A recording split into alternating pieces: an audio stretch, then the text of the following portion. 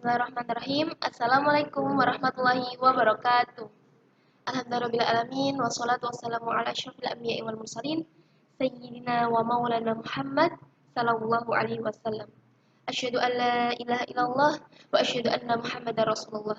Rabbi syrah li sadri wa yassir li amri wahlul 'uqdatam min lisani yafqahu qawli. Teman-teman, kalian pernah nggak sih punya cita-cita atau impian yang tinggi banget, yang Masya Allah banget gitu?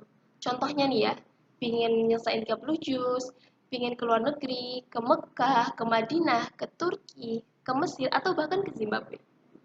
Atau kalian punya impian pingin kuliah di UI, di Undip, di UGM, Istanbul University, atau bahkan di NTU.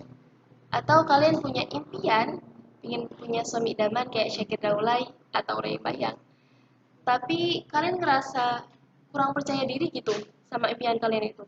Ngerasa ketinggian atau ngerasa nggak ada jalan untuk mencapainya. Ngerasa kurang dalam hal kemampuan, ngerasa kurang dalam hal materi, dan ngerasa-ngerasa yang lainnya. Nah, kalau kalian pernah ngerasain kayak gitu, tenang dulu aja deh. Tarik nafas yang dalam, lalu keluarkan. It's okay karena kali ini kita akan bersama-sama membahas gimana sih caranya capai impian kita yang setinggi angkasa itu. Maka dari itu saya mohon izin teman-teman karena kali ini saya akan membawakan konten dengan tema perisai rezeki yang berjudul Percaya dulu keajaiban Allah kemudian. Teman-teman, sekarang ini banyak kita lihat di media sosial tokoh-tokoh publik yang sudah sangat terkenal seperti Raffi Ahmad, Lesti Kejora, Ria Ricis, yang mana kalau misalnya kita cari biografinya lebih dalam lagi, ternyata beliau-beliau itu dulunya berasal dari keluarga yang kurang mampu dan juga dari yang bukan siapa-siapa dan akhirnya menjadi orang besar. Masya Allah banget gak tuh? Atau bahasa kerennya tuh bisa kita sebut dengan from zero to hero. Nah, ini membuktikan bahwa siapapun bisa menjadi apapun. Begitu juga dengan kita loh teman-teman.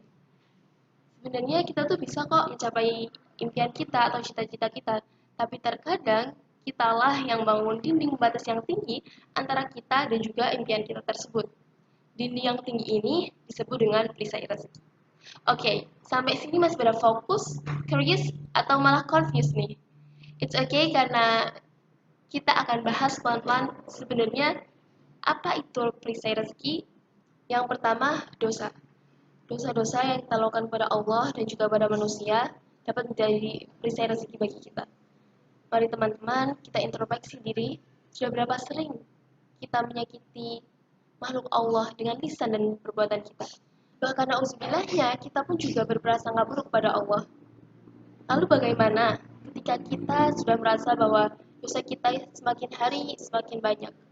Maka ada satu kunci, yaitu istighfar.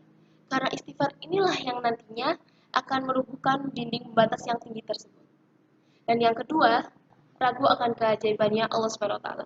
Teman-teman, ketika kita sudah berdoa, melangitkan dan berharap seluruh cita-cita kepada Allah, impian kita tuh belum kunjung datang.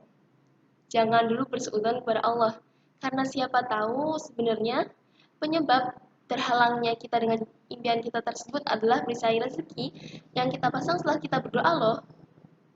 Contohnya nih ya, kita udah berdoa, awalnya tuh yakin, tapi setelah kita selesai berdoa, jadi agak ragu nih. Nah, rasa ragu inilah yang menjadi penghalang antara kita dan juga impian kita. Sebenarnya penyebab impian kita itu tidak kunjung datang adalah perisai rezeki yang kita pasang setelah kita berdoa. Apa itu? Ya, betul. Rasa ragu kita terhadap doa-doa yang sudah kita langitkan. Padahal tuh awalnya Allah udah mau ngabulin loh teman-teman. Tapi kitanya yang malah pasang dinding menghalang. Yakin aja deh teman-teman.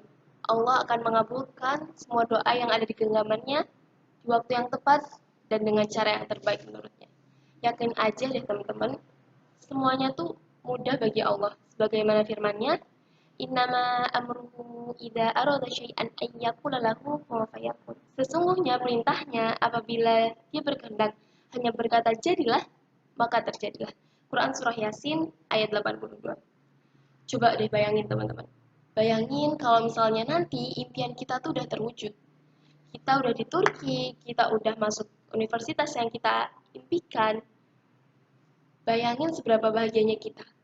Bayangin seberapa bahagianya orang tua kita dan juga orang-orang yang ada di samping kita. Maka dari itu, kalau kita ingin impian kita yang awalnya impossible bisa jadi possible, mari kita senantiasa menjadikan istighfar jadi daily activity dan juga kebutuhan pokok bagi kita, layaknya makan dan juga minum. Mari kita bersama-sama tata hati kita akan menjadi lebih yakin dan lebih percaya lagi akan keajaibannya Allah SWT. Dan juga mari kita berdoa dengan khusyuk, karena ketika kita berdoa dengan keraguan, bagaimana Allah akan mengabulkan. Sementara kita seolah tak yakin dan seolah tak ingin.